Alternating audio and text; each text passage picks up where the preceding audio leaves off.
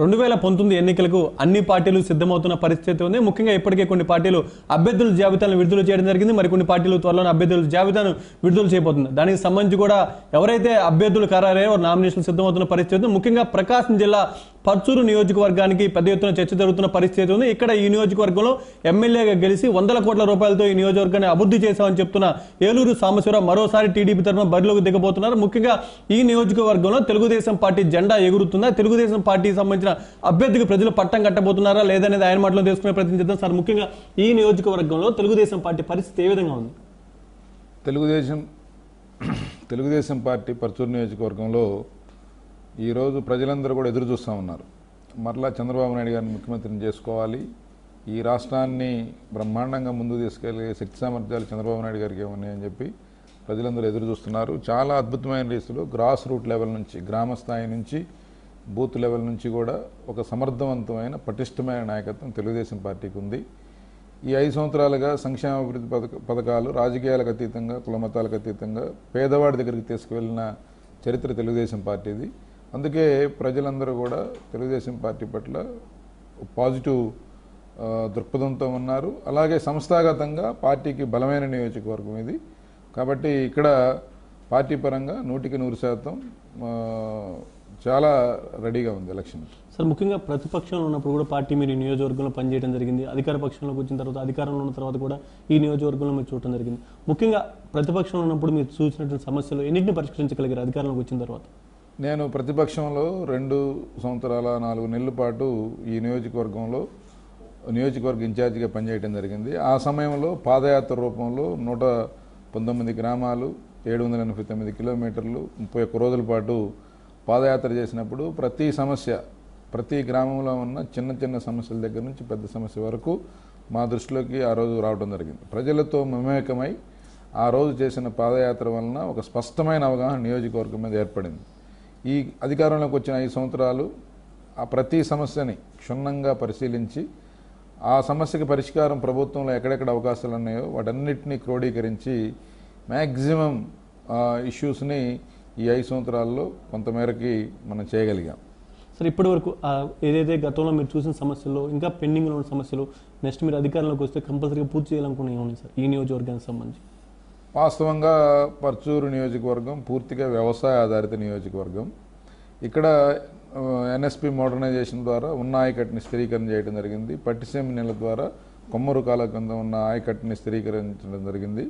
అలాగే ఈ బ్యాలెన్స్ ఈ 2 కొమ్మమూరు కాలువ కింద, నాగార్జున సాగర్ కింద కవర్ కాని ఏరియా ఏదైతే ఉందో దాన్ని గుంటూరు ఛానల్ ఎక్స్టెన్షన్ ద్వారా కొంత ఎద్దనపూడి, పర్చూరు మండలంలోని కొన్ని ప్రాంతాలని ఆ యొక్క నెక్స్ట్ 2 ఇయర్స్ లోపల దాన్ని కంప్లీట్ చేసి ఆ ప్రాంతానికి కూడా గోదావరి నీళ్ళు ఇచ్చే కార్యక్రమం మన ప్రభుత్వం భవిష్యత్తులో తీసుకోబోతుంది. అలాగే నాగార్జున సాగర్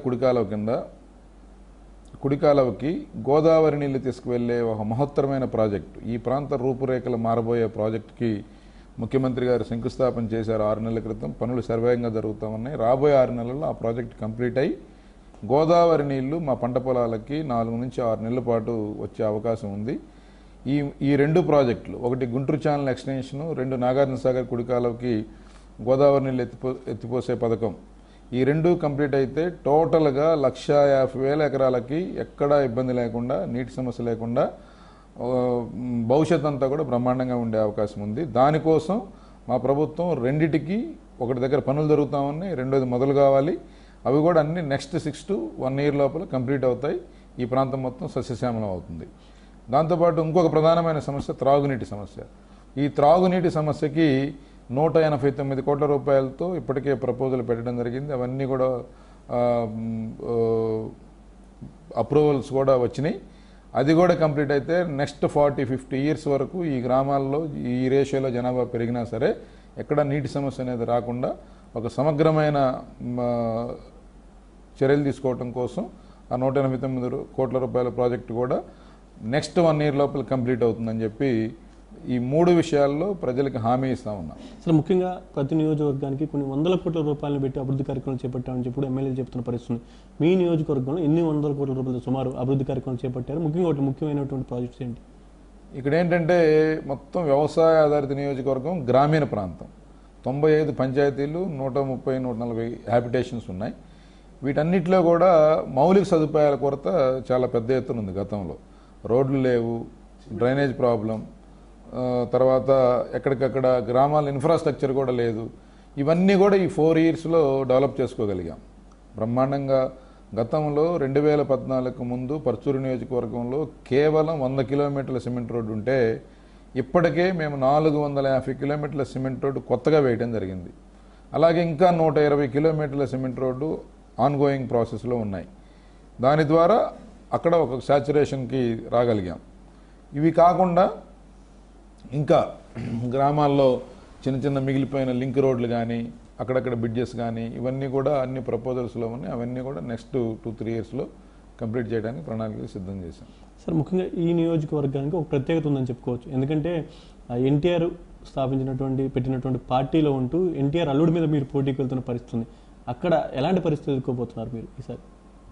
ఇప్పుడు అంటే ఇక్కడ పూర్తిగా నేను కూడా ఎన్టీ రామారావు గారి అభిమానిగా, ఆయన మీద ఒక ఆరాధ్య భావంతో తెలుగుదేశం పార్టీలో చంద్రబాబు నాయుడు గారి మీద ఉన్న ఇష్టంతో క్రియాశీలకంగా పార్టిసిపేట్ చేస్తూ ఉన్నాను.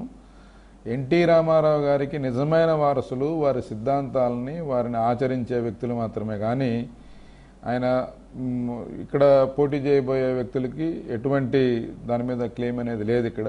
ఎందుకంటే ఈ రాష్ట్రానికి 2 సార్లు ఇబ్బంది జరిగింది. ఒకటి రాష్ట్ర విభజన జరిగినప్పుడు కాంగ్రెస్ పార్టీ ఒక అశాస్త్రీయంగా చేసిన విభజనలో మన రాష్ట్రం మొత్తం నష్టపోయాం. అందులో క్రియాశీలకంగా వారు వెంకటేశ్వర గారి కుటుంబం సభ్యులు కాంగ్రెస్ పార్టీలో క్రియాశీలకంగా ఉండి వారికి అన్నీ తెలిసినా ఆ రోజు నోరు మెదపకుండా ఉండటం వలన విపరీతమైన నష్టం జరిగింది. తరువాత నమ్మి వంచిన బీజేపీ పార్టీలో ఈరోజు వాళ్ళు ఉండి ఏదో న్యాయం జరిగిందని చెప్పి మళ్ళా బీజేపీ తరఫున ఒత్తాసు పలుకుతూ మాట్లాడే మాటలు ఇక్కడ ప్రజల్లో వారికి ఉన్న కొంచెం స్థానాన్ని కూడా మనసులోంచి తీసేసింది. కాబట్టి ఈ 2 విషయాల్లో వారు ఇక్కడ ప్రజల యొక్క ఎక్కడన్నా చిన్న గౌరవభావం ఉన్నా సరే పోగొట్టుకున్నారు. కాబట్టి అది ఇష్యూ కాదు. సార్, పెద్ద ఎత్తున ఈ నియోజకవర్గంలో మీరు ప్రతిపక్షంలో ఉన్నప్పుడు ఈ నియోజకవర్గ బాధ్యతలు చేపట్టిన సమయంలో ఇక్కడ ఉన్న ప్రజలంతా కూడా మీ వెంట నడిచిన పరిస్థితి ఉంది. కానీ మీరు అధికారంలోంచి మరోసారి ఎమ్మెల్యేగా ఈ నియోజకవర్గం పోటీకి దిగుతుంటే మాకు ఏలూరు వద్దు, సీఎం ముద్దు అంటూ కొంతమంది కూడా బయటకు వచ్చి కొంత ఆందోళన కార్యక్రమం చేపట్టారు. ఎందుకు ఈ అసమ్మతి? ఎందుకు మీరందరూ కూడా ఈ అసమ్మతిని ఎందుకు అణచివేయలేకపోయారు? లేకుంటే వాళ్ళకి సంబంధించి కూడా ఎందుకు అసమ్మతి రేగింది అనుకోవచ్చు ఈ నియోజకవర్గం? అది చాలా చిన్న విషయం అండి. మీడియాలో ఎక్కువ పబ్లిసిటీ వచ్చింది. చాలా అతి చిన్న విషయం. ఆ సమస్య సార్ట్ అవుట్ అయింది. ఇక్కడ 6 మండలాలు, 95 పంచాయతీల్లో కొన్ని వందల మంది కమిట్మెంట్ ఉన్న పనిచేసిన లీడర్స్ ఉన్నారు. వీళ్ళందరినీ ఒక కుటుంబంలాగా చూసుకొని ఎక్కడికక్కడ సమర్థవంతంగా వారందరినీ కోఆర్డినేట్ చేస్తూ పార్టీని బలోపేత దిశగా నేను పనిచేశాను. ఆ పనిచేసే ప్రాసెస్లో ఎక్కడైనా ఒకళ్ళిద్దరు వారికి ఏదైనా పర్సనల్గా ఇబ్బంది జరిగినప్పుడు ఆ ఇబ్బందిని వాళ్ళు రకరకాలుగా ఎక్స్ప్రెస్ చేస్తూ ఉంటారు. ఆ విధంగా కొంత డిస్టర్బెన్స్ జరిగినమాట వాస్తవం. బట్ అవన్నీ కూడా మళ్ళీ రెక్టిఫై చేసి ఇమీడియట్గా దానికి ఏం చేయాలో అవన్నీ కూడా వర్కౌట్ చేసి వాళ్ళందరినీ కలుపుకొని మరలా ఒక తిరుగులేని శక్తిగా పర్చూరులో తెలుగుదేశాన్ని నిలిపేదానికి మేము చేసే ప్రయత్నం సఫలీకృతమవుతుందని చెప్పి మా ఉద్దేశం. సార్, ముఖ్యంగా మీరు ఏదైతే తెలుగుదేశం పార్టీ తరఫున చేసిన రుణమాఫీ విషయంలో కూడా ఇప్పుడు కూడా వైసీపీ పూర్తిస్థాయిలో రుణమాఫీ జరగలేదంటూ కూడా చెప్తున్న పరిస్థితుంది. అగ్రికల్చర్ ఎక్కువ ఉన్నటువంటి మీ నియోజకవర్గంలో రైతులు ఏ విధంగా ఉన్నారు? ముఖ్యంగా మీరు చేసిన రుణమాఫీ విషయంలో సంతృప్తికరంగా ఉంది రైతులకి? ఈరోజు 16,000 కోట్ల రూపాయల లోటు బడ్జెట్లో పగ్గాలు చేపట్టిన చంద్రబాబు నాయుడు గారు 23,000 కోట్ల రూపాయల రుణమాఫీని కేంద్రం సహకరించకపోయినా, రిజర్వ్ బ్యాంక్ ఒప్పుకోకపోయినా పట్టుబట్టి రైతాంగం కోసం ఇంప్లిమెంట్ చేశారు.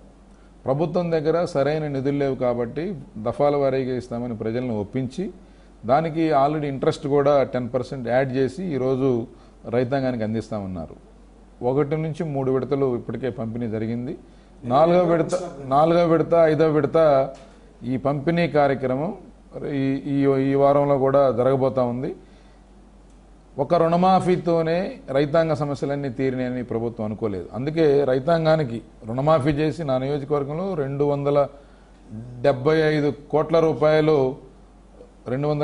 కోట్ల రూపాయలు రుణమాఫీ చేయటమే కాకుండా భూసార పరీక్ష దగ్గర నుంచి రైతు పంట పండించేదానికి సాంకేతిక పరిజ్ఞానం అందించే దగ్గర నుంచి వ్యవసాయ పనిముట్లు, యంత్ర పరికరాలు, డ్రిప్ ఇరిగేషన్ ఇవన్నీ కల్పించడమే కాకుండా ఎన్టీఆర్ జలసిరి బోర్లు, వీటితో పాటు పంట పండించిన దానికి మద్దతు ధర ఇచ్చేదానికి కూడా గొడవల నిర్మాణం, ఎక్కడికక్కడ ప్రొక్యూర్మెంట్ సెంటర్లు పెట్టి అన్ని ఫేజెస్లో రైతాంగానికి ఉన్న సమస్యల్ని ఈ ప్రభుత్వం అడ్రస్ చేసింది. అందుకే ఈరోజు రైతాంగం రైతు ప్రభుత్వంగా దీన్ని గుర్తించింది. సరే, ఈ పసుపు కుంకుమ కానీ ఇలాంటి కార్యక్రమాలన్నింటి కూడా ప్రజలకి మీరు వీటన్నిటి కూడా అమలు తీసుకొచ్చిన తర్వాత, ఈ ప్రవేశపెట్టిన తర్వాత ప్రజల సంతృప్తి ఏ విధంగా ఉంది సార్? సంతృప్తి స్థాయి ముఖ్యంగా మీరు ప్రతి నియోజకవర్గంలో కూడా 80% పైగా సంతృప్తి స్థాయి ఉండాలని కూడా చెప్తున్న పరిస్థితి ఉంది. మీ నియోజకవర్గంలో ఏ విధంగా ఉంది మీ ఫీడ్బ్యాక్? మా నియోజకవర్గంలో సంక్షేమ పథకాలన్నీ కూడా రాజకీయాలకు అతీతంగా ముఖ్యమంత్రి గారు ఇచ్చిన ఒక డైరెక్షన్ ప్రకారం ఇంప్లిమెంట్ చేయడం ద్వారా 183% పైగా ప్రజలు సంతృప్తికరంగా ఉన్నారు ప్రభుత్వ కార్యక్రమాలు అనేది చాలా సర్వేల్లో కూడా రూఢి అయింది. నిత్యం ప్రజల మధ్య ఉంటూ ప్రజల అవసరాలను గుర్తించి ప్రభుత్వ పథకాలన్నీ కూడా ప్రజల్లోకి పెద్ద ఎత్తున అవేర్నెస్ తీసుకెళ్లి చేయడం ద్వారా ఇది సాధ్యమైంది. ప్రతి చిన్న విషయాన్ని కూడా మనం ఆకలింపు చేసుకొని ప్రజల దగ్గరికి దాన్ని తీసుకెళ్లే దాంట్లో తెలుగుదేశం పార్టీ కార్యకర్తలు, నాయకులు, ప్రజాప్రతినిధులు అందరూ కూడా చాలా చక్కగా బ్రహ్మాండంగా ఈ 4.5 సంవత్సరాలుగా పనిచేశారు. కాబట్టి అనుకున్న ఫలితాలు సాధించగలిగాం. సార్, తెలుగుదేశం పార్టీ అధినేతకి ఓటమి భయం పట్టుకుంది, అందుకే జగన్మోహన్ రెడ్డి నవరత్నాలు దొంగలిస్తున్నారంటూ కూడా వైసీపీ నాయకులు చెప్తున్న పరిస్థితి, దాన్ని మీరు ఏ విధంగా చూస్తున్నారు? అది ఆల్రెడీ తెలుగుదేశం ప్రభుత్వం ఇంప్లిమెంట్ చేస్తున్న పథకాలని కొత్త రూపం పెట్టి నవరత్నాలుగా ప్రచారం చేస్తామన్నాడు జగన్మోహన్ రెడ్డి గారు. ఆయనకి కేవలం ముఖ్యమంత్రి ఉద్యోగం కోసమే జగన్మోహన్ రెడ్డి గారు పార్టీ పెట్టారు. ప్రజల్ని ఏ విషయంలో కూడా మెప్పించలేకపోయారు. 5 సంవత్సరాలుగా ప్రతిపక్ష నాయకుడిగా పూర్తిగా ఫెయిల్ అయ్యారు. ఆయన చేసిన నవరత్నాల వాగ్దానము ప్రజలు ఆల్రెడీ ఇంప్లిమెంట్ జరుగుతున్న దాన్ని చూసి నవ్వుకున్నారు తప్పితే ఎవరు ఎక్కడ అట్రాక్ట్ కాలేదు. అందులో ఏం లేదు.